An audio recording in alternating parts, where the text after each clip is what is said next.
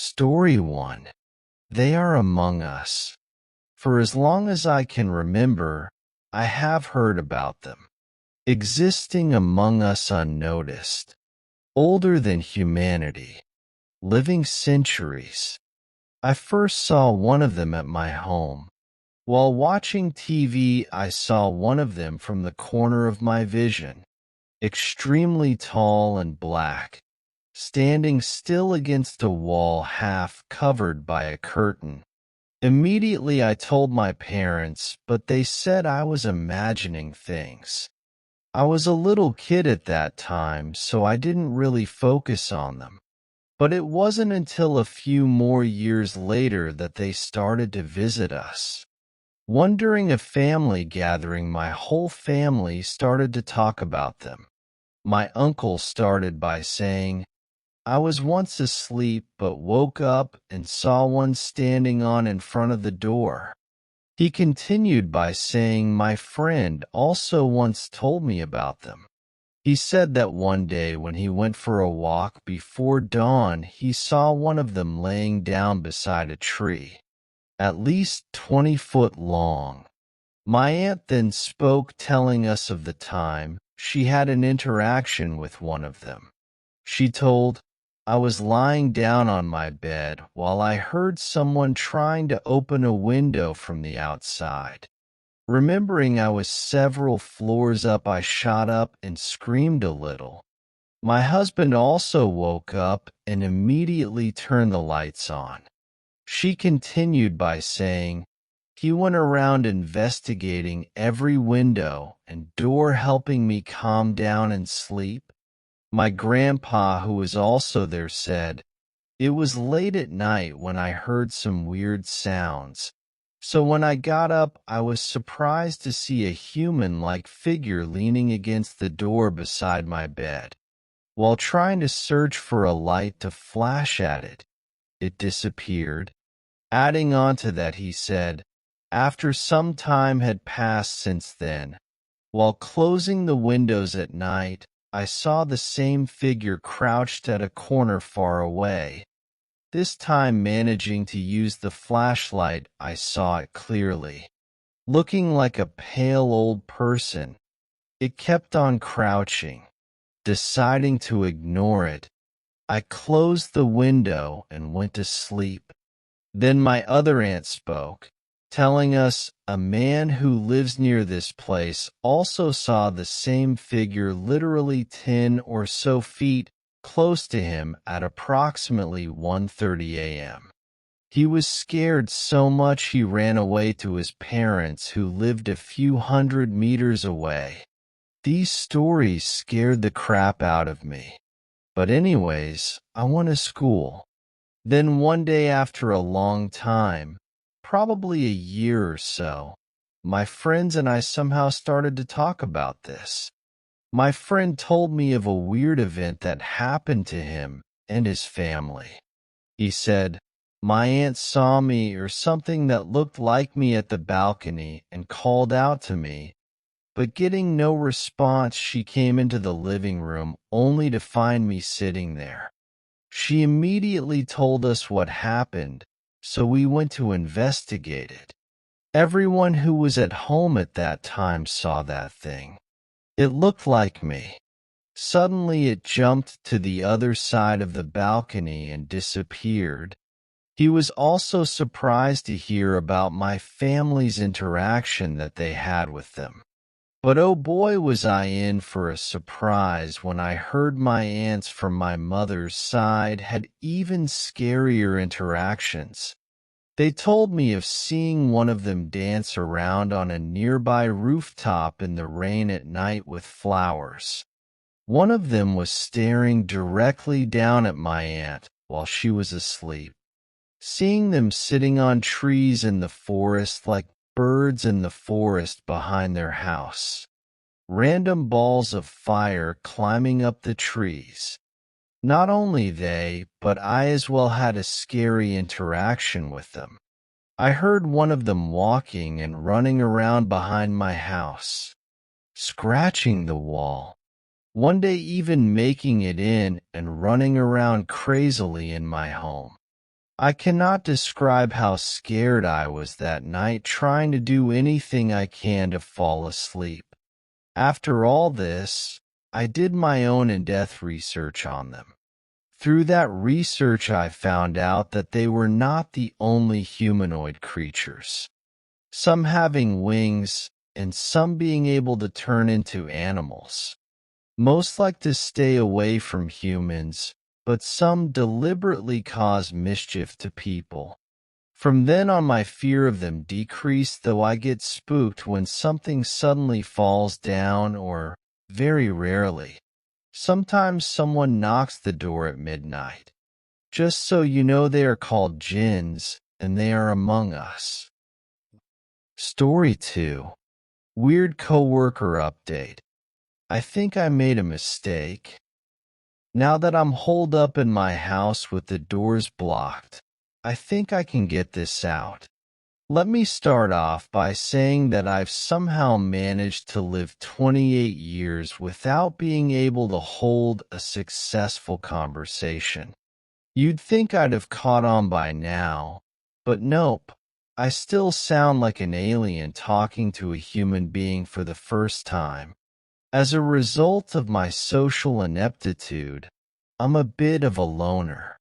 I'm not great at forging relationships outside of work, and I have no idea who my birth parents are.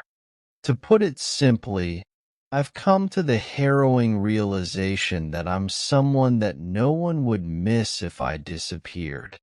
I would be lying if I said that wasn't my primary motivation for risking my life to post this. I don't have anyone in real life to go to for help. I'm completely alone in this world. The incident that led to me getting to this point centers around the new IT guy. I met him when I had to make hard copies of my lab reports. For context, our copier is from the early 2000s, and it works whenever it wants to. He had the ancient thing all taken apart, as if he were performing surgery on it. Unsuccessful surgery, at that. I tried to say something normal. I know that the copy machine sucks, but violence isn't the answer. It must have worked because he chuckled. When he turned to face me, I saw that he was wearing sunglasses. That should have been my first clue that something was off about him. But one thing you need to understand is that the lab has what I like to call morgue lighting. They're the kind of lights that instantly trigger headaches in people unlucky enough to have sensory issues. Sure, wearing sunglasses inside is kind of extreme, but maybe he was even more photosensitive than I am. He joked that the copier's funeral would be on Wednesday before informing me that it would be a few hours, saying something about a processor going bad. I resolved to try again later and went back to work. All in all, our first interaction was fairly normal, and I silently applauded myself for getting what I would consider a good grade in conversation. The second time I saw the IT guy, it was in the break room a few nights later. The break room was completely empty while I was getting my first meal of the day at midnight. Being on nights has made a mess of both my sleep schedule and appetite. I jumped out of my skin when I heard someone say, "Dinner of champions, I see." The IT guy was leaning against the counter, drinking from a thermos, eyes still covered by sunglasses. When did he get there? How did I not hear the door open? Maybe I was so sleep-deprived that I simply didn't notice that he was there. I said something stupid about being a health nut first and a human second as I burnt my tongue on my cup of noodles. He raised his thermos and informed me that coffee was his dinner. It was uncomfortably silent for a moment. I twirled my noodles, chest tight with awkwardness until I finally thought of something to say. So, uh, is the copier alive? The IT guy sipped at his thermos again before replying that it belonged in a dumpster. I responded that I lived in a dumpster and could hook him up, then immediately regretted it. He smiled and made an equally cringy joke about living in the walls, which made the knot in my chest lessen a bit. It was oddly comforting to talk to someone as socially inept as I am. We continued to make awkward conversation about equally unimportant topics, and for the first time in a while, I didn't feel like a complete loner. I even let myself be naive enough to think that maybe I could actually make a friend, for once. So for a while, that's how it went. We'd make small talk in the break room or whenever we ran into each other. Besides the sunglasses and the way he seemed to just appear out of thin air sometimes, he seemed like a nice enough guy with an odd sense of humor. Where things took a turn was yesterday. I get off of work at 3 a.m., and the way to my house is full of back roads. It's not unusual for me to see my headlights catching the reflection of eyes in the darkness on the side of the road. Just deer, raccoons, and coyotes. Welcome to the Midwest. Where things get weird is that there was a tree lying perfectly horizontal across the road. As I got closer, I saw that there was a pickup truck parked in front of it with the driver's side door opened and its hazard lights on. Immediately, something didn't feel right. I slowed down, feeling a dread pool in my chest. But why? Trees fall on the road like this all the time. I'm sure the driver just got out to try to push it. I was just being paranoid. Yet, I couldn't help thinking that the position of the tree was too perfect, as if it had been placed there. Feeling increasingly anxious, I started to back up to turn around, resolving to find another way home. That's when my headlights illuminated a figure. It was a huge, bearded man waving at me with one hand, his other gripping his neck tightly, his fingers and face covered in red. At that moment, it didn't register in my brain that he was bleeding. His eyes were wide and he was breathing quickly, his mouth opening and closing as if he was trying to speak. He stumbled and slammed a blood-soaked hand on the hood of my PT Cruiser hard enough to make it shake. I think I screamed, but I'm not sure. Without thinking, I started to scramble for my phone. 911. I had to call 911.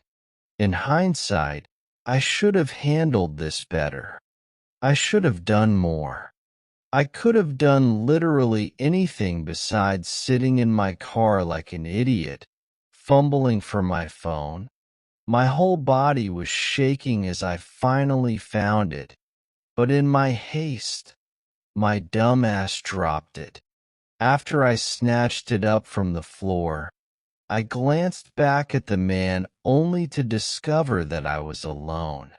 I made another stupid decision. I got out of the car. I ran out to the front and whirled around, looking for him. One long, red handprint was smeared along the hood, curving off to the right as if he'd been dragged away. But wouldn't I have heard it?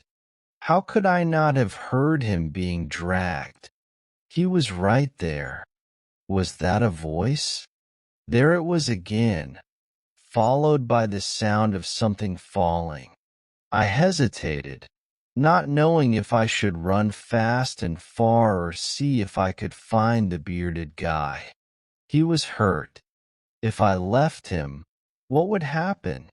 While a voice screamed in the back of my head that this was a terrible idea, I went towards the sounds, guided by my phone's flashlight.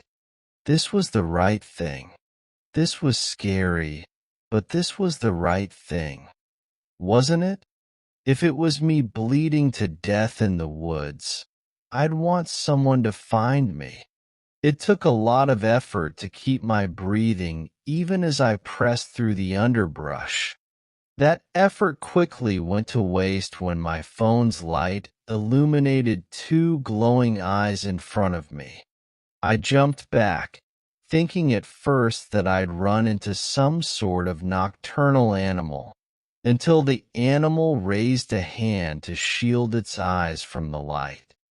It took a second for my brain to register that it was the IT guy at work, and he was crouched over the bearded man, whose head was attached to his neck by only a few threads of muscle, like a PZ dispenser. I turned and ran for my life, barely feeling the branches hitting me in the shoulders and face. I tripped over something, probably a stick, and by some miracle still managed to keep going. The PT Cruiser was up ahead, the door still open. I dove in and didn't even wait until I'd closed the door to peel off, tires screeching as the old car tried to keep up with my frantic movements. I checked in the rearview mirror in time to see the IT guy walking out onto the road to watch me drive off. His eyes reflected my tail lights like two tiny mirrors until I got down the road. Once I made it back home, I barricaded the door and have been peeking through the blinds obsessively. I don't think he followed me.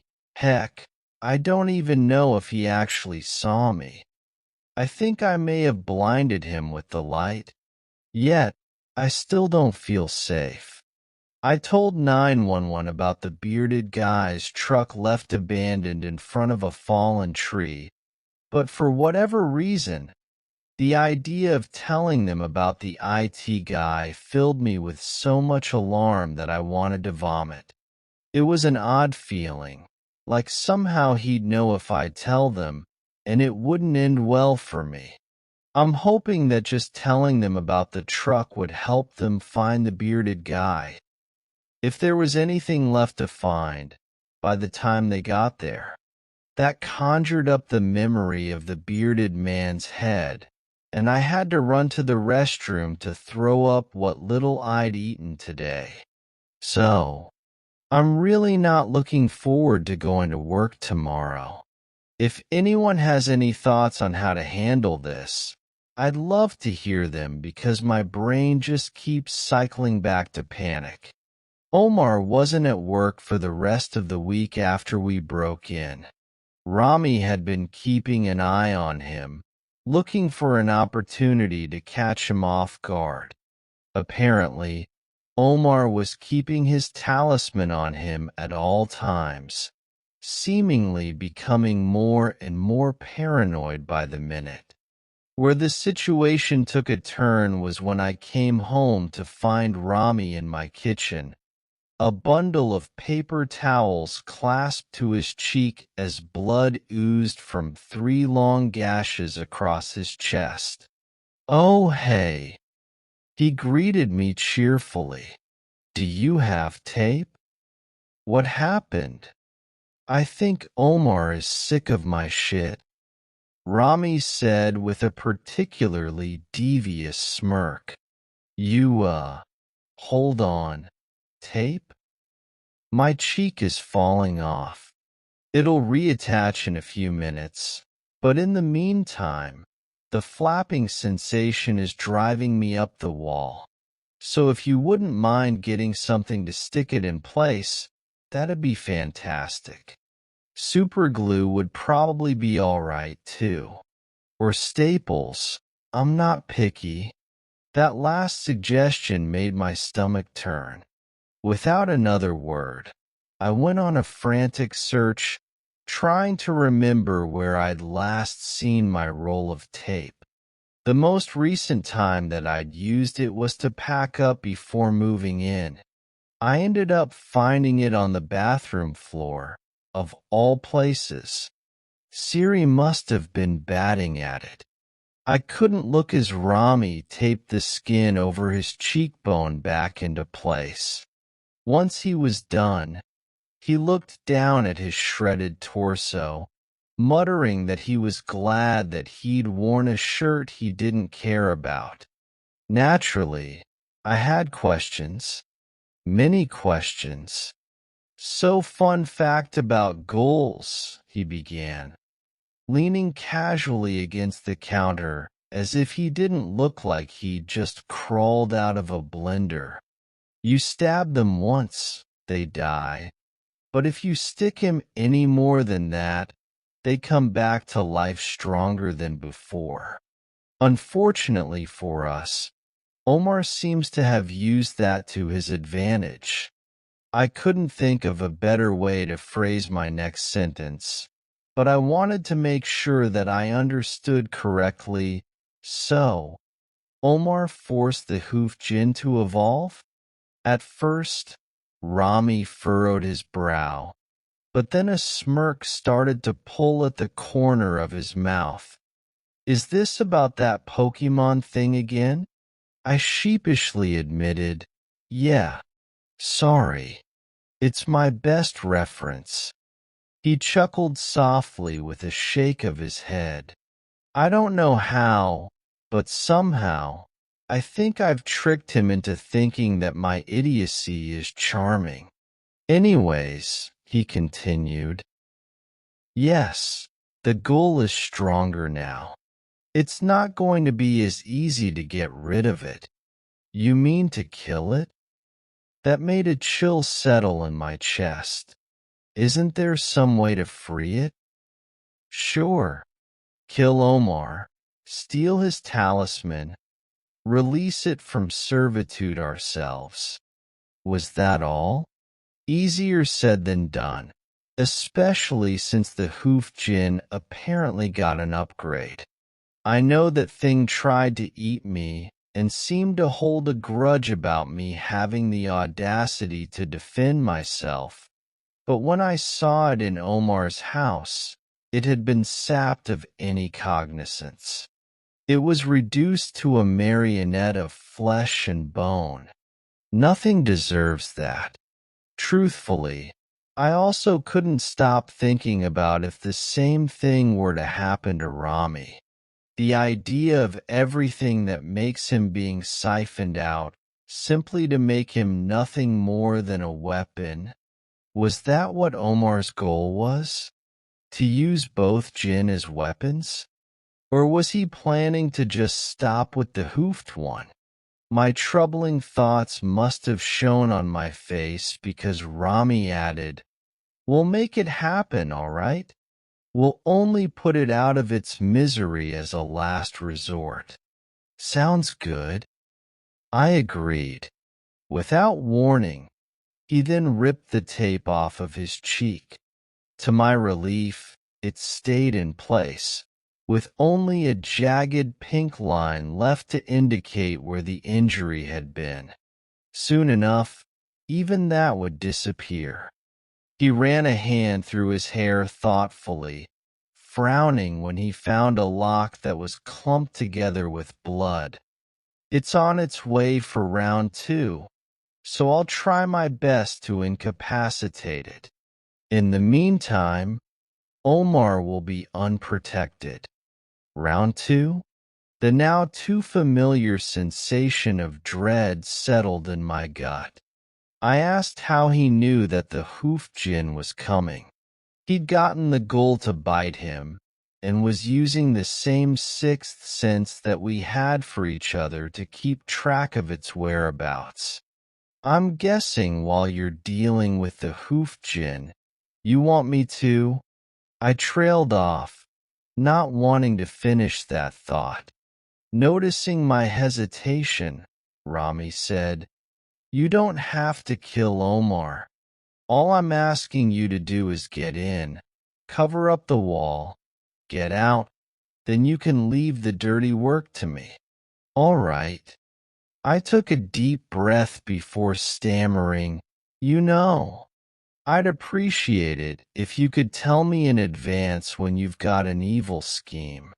You might be a walking Nokia, but I need some time to prepare myself before getting into this kind of shit." He snorted, "First, I'm a Pokemon. Now I'm a cell phone. You give me the most romantic pet names. You know that? Rami Dash. Okay, it was a last-minute thing. The goal came at me. I saw an opportunity, and I took it. It's called thinking on your feet." I sighed. "You're so—" A playful glimmer appeared in his eye as he came forward to pull me into him. "I'm so what? You're a shithead, that's what you are," I replied, setting my hands on his shoulders. "You're on a roll with these nicknames," he whispered before leaning in to trace his lips along my throat. Unable to think of anything even remotely intelligent to say, I lifted my chin up for him. Connie picked that moment to hop over, staring up at us, her little head tilting up and down as if we were confusing her. I stared back at her. She bleated. I don't know if it was from nerves or her impeccable timing, but I burst out laughing. Rami smiled down at her. "Do you mind?" She belated again. I think that was a no. The moment was spoiled when Siri began to growl. Her back was arched, eyes slanted towards the door, her fur on end, ears back. Connie had begun to back away from the front door as well, low to the ground. A tall, skeletal silhouette was visible in the doorway, its head tilted as if listening for us. Hold on, was the hoofed JINN taller than I remembered? Rami sighed. Time for me to greet our guests. He exited through the side door. The silhouette's head snapped in his direction. Then with a screech that made my teeth clench, it disappeared. With a shaky hand, I peeked through the blinds, seeing only brief glimpses of Rami's eyes from the direction of the lake in the early morning darkness. If the hoof JINN was that quick after Omar evolved it, I'd have to wait until they got a good distance away before it'd be safe enough for me to make a break for the PT Cruiser. Taking a shuddering breath in, I held my keys tighter in my grasp. I hadn't seen anything for a while. Did that mean it was safe?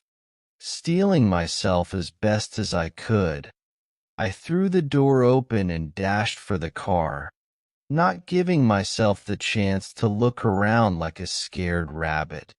I don't know if it was paranoia or premonition, but I had this odd feeling that if I hesitated even for a second, that would be it for me. I got to the car, locked it, and started it in a matter of seconds, but that wasn't fast enough. When I pressed on the accelerator, the PT Cruiser's wheels spun as if the car was caught on something. No, no, no, no. The plastic wrap covering my broken back window ripped. Instinct told me to duck, and not even a second later, a bony hand brushed against my hair from behind, barely missing me. In retrospect, I think what happened was that the hoof JINN was holding my car in place with one hand, using the other to try to pull me out. It had gotten that strong. The hoof JINN shrieked, and the car rocked violently as its hand was suddenly withdrawn. I threw the car in reverse and stepped on the accelerator again. This time, the car slammed into something. Immediately following the collision, Rami's annoyed voice came through the back window. Really, lab rat? Oh my God. I hit him with my car. Mortified, I shouted an apology as I hurriedly put the car back into drive. Something moved from the corner of my vision. The Hoof Jinn's mutilated face was right next to my passenger side window. It was missing an eye, its teeth showing from lips that had been clawed into nothing but jagged scar tissue. That particular injury looked too old for Rami to have been the one to do that. I don't know what sound I made then, but it was somewhere between a yelp and a scream as I put the pedal to the metal, my tires screeching as I peeled off. The car shuddered as its tired, old engine tried to keep up. My check engine light blinked. The Hoof Jinn, on all fours, bound after me, gaining quickly. Come on, come on. The car trembled again as something bumped it, then it veered in a way that felt as if something heavy was stuck to it, dragging it off to the side. In the faint red glow of my tail lights, I saw that the Hoof Jinn had grabbed onto my bumper. I slammed on my brakes, causing the Hoof Jinn to run into the back of the car with a smash, making me lurch against my seatbelt from the impact. Luckily, my airbags didn't go off. I checked the mirror in preparation to back up again, wanting to make sure I hit the correct Jinn this time. But Rami already had the lanky creature by the throat, dragging it away from me. That was my cue to leave. This time, when I burned rubber, nothing grabbed onto my car. It took me getting halfway down the road before my heart rate fell back into a reasonable rhythm.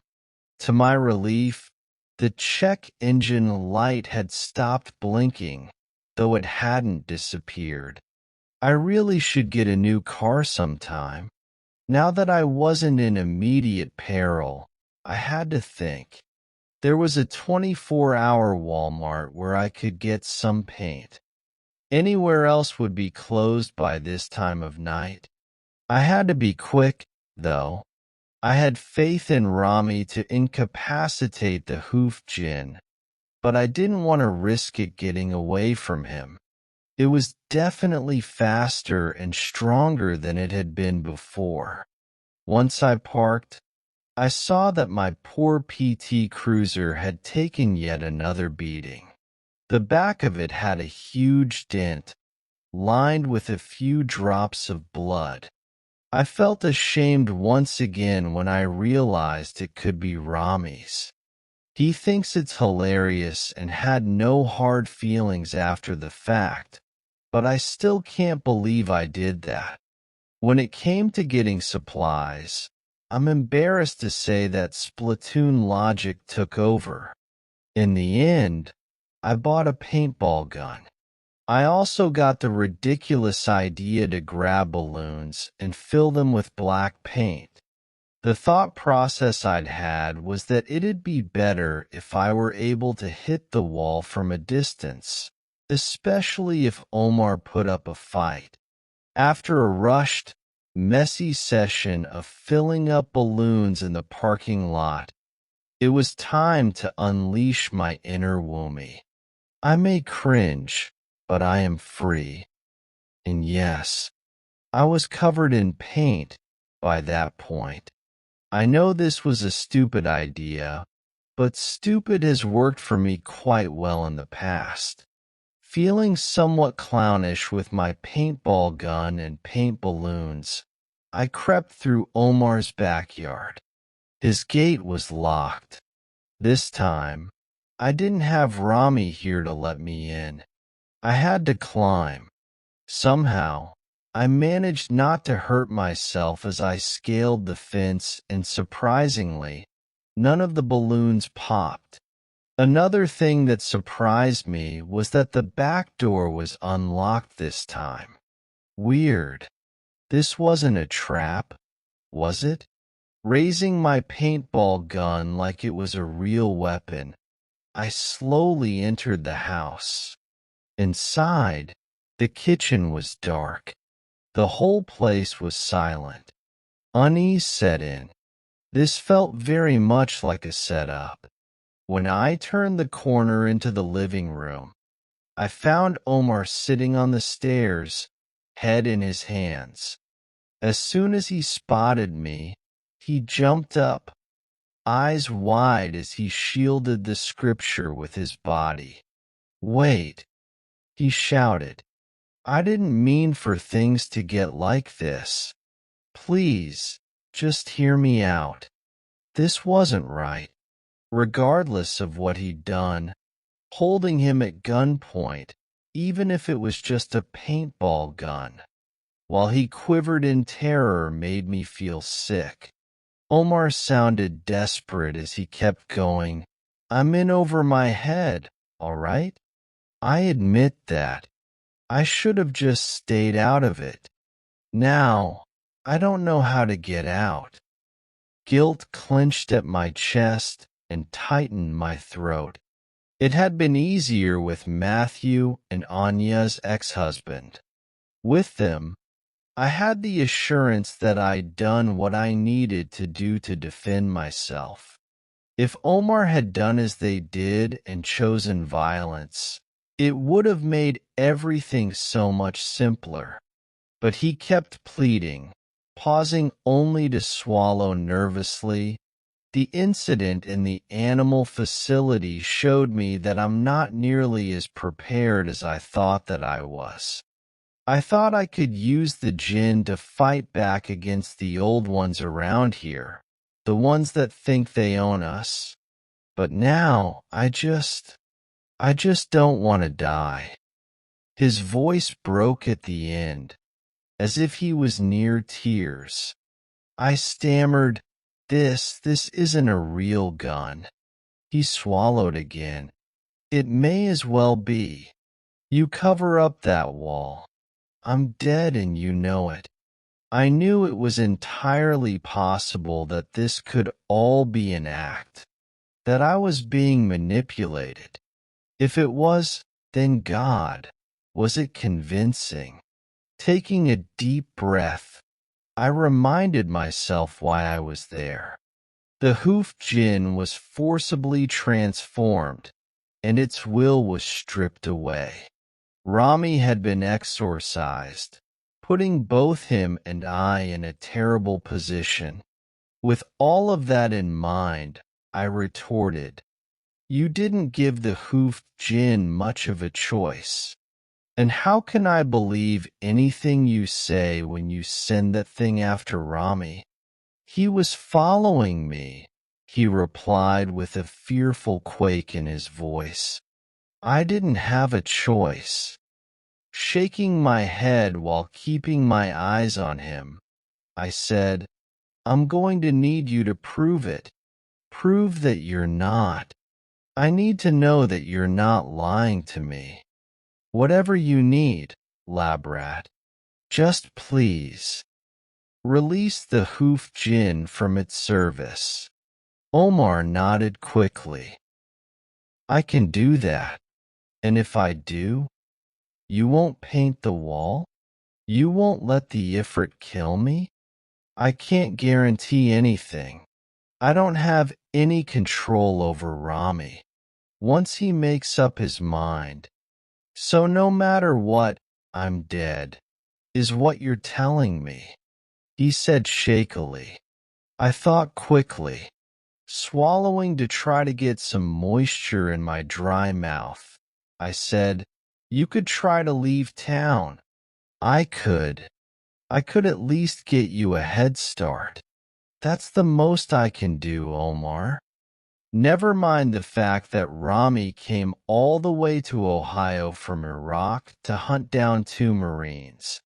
Omar had to already know that was a possibility, that Rami might not give up if he tried to run. Omar nodded again. It's better than waiting to die.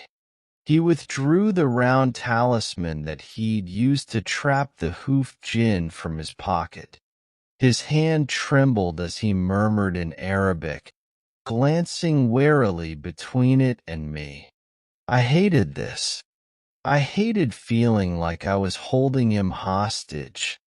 I hated making a man beg for his life. I hated having this much power over whether or not someone lived or died. It's done, Omar uttered. Now, can I go? I questioned. How do I know that you didn't just recite a tuna casserole recipe in Arabic instead of the incantation? Omar held the medallion towards me. Take the talisman. You're its new owner. If I'm lying, which I'm not, you'll be able to free it yourself. I wasn't sure if I was making the right decision. Even now, I'm not sure. I just knew right then that if I'd painted the wall as he pleaded for his life, it would have haunted me. Maybe I'm a coward for that. I don't know. When I reluctantly told him to go, he cried, thanking me. I couldn't look at him, the guilt of the situation eating me alive. Once I heard his car make a hasty exit out of the driveway, I set the talisman he gave me on the patio table, wanting to get it out of the house. After giving him 5 minutes to get some distance, I unloaded my paint arsenal on the scripture. Not even a moment after the deed was done, Rami's voice was behind me. What happened? How did you get him to release the goal? So Omar hadn't been bluffing. He'd really done it. When I faced Rami, I saw he was once again covered in blood, and not all of it was his. At least all of his body parts were attached this time. I started to explain, so, don't hate me, Dash. He let out a short laugh. That's a promising start to this conversation. I let Omar go. His eyebrows raised with a mild huh. Anxiously, I continued. I didn't know what to do. He was here. He was scared. He asked for help. I couldn't do it. Rami's expression was thoughtful, hands on hips, eyes lowered. He calmly told me to slow down and take a deep breath. I didn't follow that advice, fully committed to my nervous ramblings. I told him that if he let the hoof jinn go, I'd let him get a head start. I didn't promise anything other than that. So, I don't know what you want to do with that, but Dash, now that he's not right in front of you, do you think he was sincere? Rami suddenly asked me. I ignored the pounding in my head that would inevitably turn into a stress headache later, trying to think back. Truthfully, I wasn't sure. I'm still not. The only thing that I was convinced of was that Omar's fear was real. I was honest with him and told him that. As unruffled as ever, Rami assured me that he wasn't angry. Labrat, I think you've had, he said gently. Can't say I blame you. You're not accustomed to things like this. People begging for their lives, you mean? I muttered. His casual response made my eyes go wide. Exactly. I care about him and all, but sometimes I forget how frightening he can be. Eyes still lowered in contemplation, he eventually said, I'm guessing he didn't give any indication where he was headed? I confirmed that he didn't. Once again, he still didn't appear to be angry, just slightly frustrated. All right, I guess Omar's getting away with it for now. Something occurred to me then, which I spoke aloud. Omar's going to spend the rest of his life looking over his shoulder for you. He has to leave everything behind. He isn't getting away with it. It's just a different type of penance than you had in mind. Rami appeared to consider what I said.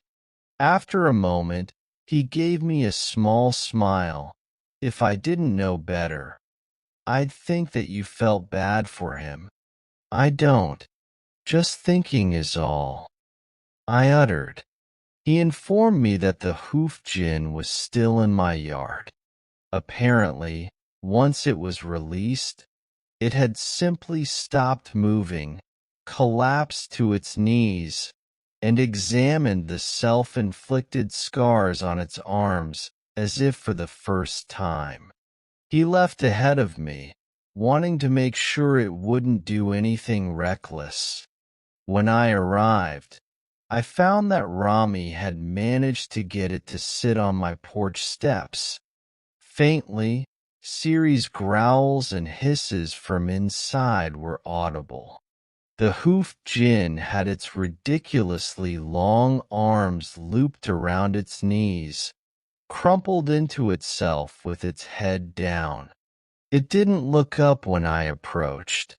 The poor creature looked like it had been crushed. I imagine that it must be similar to the way I'd felt after Matthew possessed me. The unmatchable violation of having control of your own body ripped away. I spent too long trying to figure out what to say. Asking it how it was doing would have been stupid. Asking if I could help it in some way would sound contrived. In the end, I decided it would probably be best to say nothing. Without raising its head, the hoof jinn finally said, I made a mistake. Rami's voice was gentle as he asked it, What do you mean? Participating in the human world. If I hadn't coveted, its childlike voice suddenly quieted. I don't know if this helped, but I hope it did. I assured her, I don't know exactly what you're going through, but I know what it's like to have your autonomy stolen. It's horrible. You feel responsible for whatever your body did, even if you weren't the one doing it. Rami's hand comfortingly stroked my back as I spoke. I continued, just know that you didn't deserve this. And if you feel anything like how I did, I also want to let you know that you'll feel like you again. In time, your body will feel like yours again. It's hard to describe what happened afterwards. Previously, the hoofed jinn had sometimes appeared to be made of wet cement as its appearance changed rapidly. This time, its body was reduced to a pulpy, porous texture as its flesh contorted. It gradually became smaller until it was similar to the size of a raccoon. The first things to emerge from the cement were hooves, followed by a cat's fuzzy gray head and a long tail. Once its metamorphosis was complete, the hoofed jinn ran off towards the tree-line. I glanced at Rami. He made no move to follow it. He simply patted my shoulder, announced he needed a shot, then led me inside. That was all a few days ago. We haven't seen any sign of the hoof jinn since. I hope that wherever it is, It's okay. Omar hasn't returned. There was a moving company at his house. I suppose he wouldn't want to take the chance of collecting his belongings himself. Story 3. The nature of jinn. There's a lot of misunderstanding in the Middle East and South Asia as to what exactly a jinn is and what it can do. According to the Quran, the jinn are invisible beings living in their own plane, able to see and speak to us imperceptibly, but otherwise not interfering with us. Whereas humans are made of earth and thus elements, the jinn are made from fire, which suggests they exist in the form of some process rather than physical atoms. What's more, they are smokeless fire, which in the deserts of Arabia would mean they are invisible. After all, with the sun glaring on the dunes in the middle of the day, the only proof of a fire is its smoke. They can be good or evil and follow many religions. They have families and nations, subside and procreate. For the most part, they're malevolent, siding with the devil in a spiteful bid to ruin humanity. However, neither the Quran nor Muhammad's sayings seem to treat them as physical threats. There aren't any rituals to combat them. No exorcism, holy water, or garlic. Muslims aren't warned about them, except that we should say, "I seek refuge from the devil at a bad thought." Otherwise, the impression seems to be don't think about them or talk about them, because they gather narcissistic when people show them attention. An invisible host of inhuman, quietly malevolent, whispering beings standing all around you just because you brought them up. And that seemed to be that. But then Islam spread across 3 continents and absorbed the folklore of a few dozen peoples.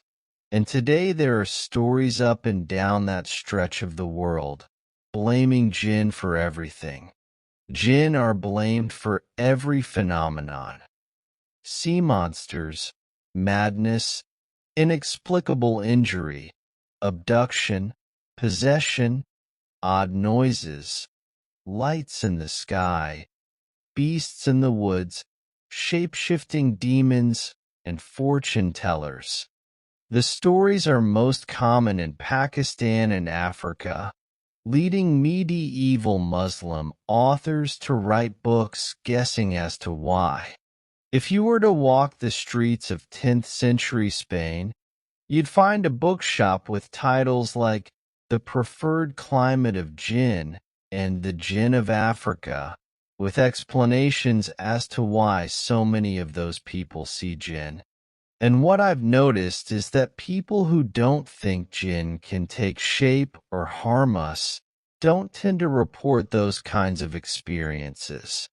My family, for one, having a rather rational view of the world since several generations back, don't have any jinn stories. It only seems to be the cultures that are really obsessed with jinn that seem to have a 100% experience rate. It sounds familiar, doesn't it? Go far enough away from civilization, into the villages, the backwoods, the swamps. Wherever the people can be described as rednecks or hillbillies or villagers, and you'll find everybody has a supernatural tale. Of all the people you know who've seen monsters and ghosts and aliens, don't they seem to be a certain type? I've heard suggestions that it could be nutritional or genetic psychosis, hallucinogens in the water or food or plant life. For some reason, nobody can ever corroborate the things these people experience, unless they're also of a mind to see it for themselves. Believing seems to be seeing, and I think I know why. We have a creature described as being all over the world, just out of sight, but pretty keen on whispering directly into people's minds. At the same time, we have people all over the world seeing odd things, believing in monsters and fairies and ghosts and aliens, a whole cluttered world of phenomena that couldn't all possibly coexist. And these people never seem to be skeptics, but raised from birth to expect to see something eventually. It's clear to me, and as it turns out, many others, that this is the answer. When jinn flock to attention or temptation and whisper in your head, they aren't just tilting your decision-making towards the ID. If you're sufficiently fearful and open to seeing whatever they'd like to show you, and things are just right, they'll slap whatever it is that gives you dreams, and you'll see a bit of madness right in front of you. If you're a techie, it'll be aliens. If you're a bumpkin, it'll be Bigfoot. Ultimately, the only harm is to your worldview, your faith in an orderly or theistic world, supplanted with an ancient fear of boggots and leprechauns. If you feel terribly guilty and blasphemous, you might even demonstrate one of the thousands of cases of religious mania worldwide, wherein doctors tell us people are acting possessed because they think they are. Perhaps thinking they are is all the jinn need. So, on the one hand, this makes everything much better, doesn't it? If any of that creepy stuff existed, it'd be documented somewhere in this modern police state of a world. It's all in people's heads, thank goodness. On the other hand, that means none of that stuff has to exist. You've been reading a pretty long post all about them, and maybe you're sort of a superstitious person. Maybe you're a little open. I'm not saying you'll be attacked by some kind of monster tonight. Story 4. The Night I Saw Jinn, Devil. To describe the setting, I was at my grandmother's house in a very densely populated suburb. My grandmother is in tune with her spiritual body. She works with chakras and a whole bunch of other weird shit. In simple terms, she's a spiritual healer. This incident took place in April of 2020, which just so happened to be the Islamic month of Ramadan, the month in which Muslims fast from sunrise till sunset.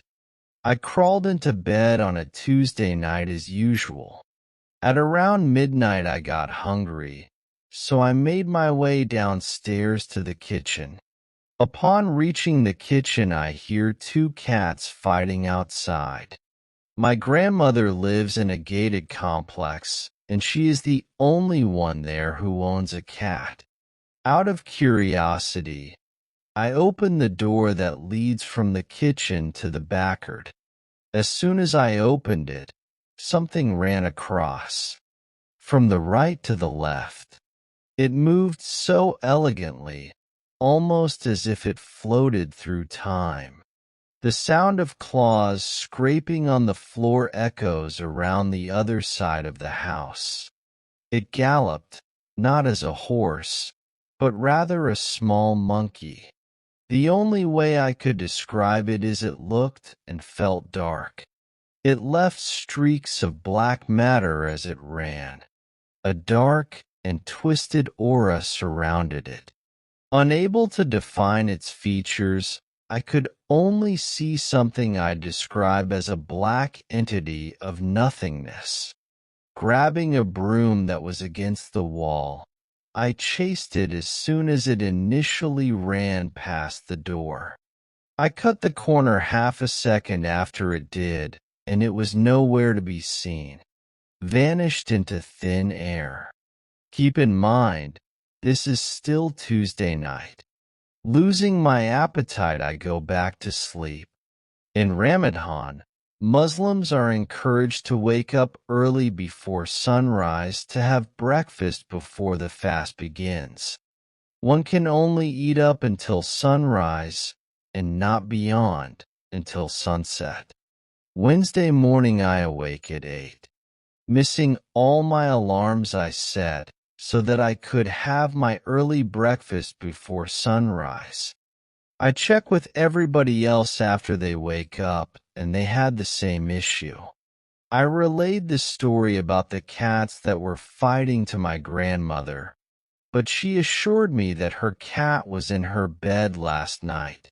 That when my stomach dropped after describing the features of what I had seen the previous night to her. She told me she knows exactly what I'm talking about. It was a demon, or just the devil, also known as Shaitan as Islam. She has had multiple encounters with them, and my description matched what she too had seen.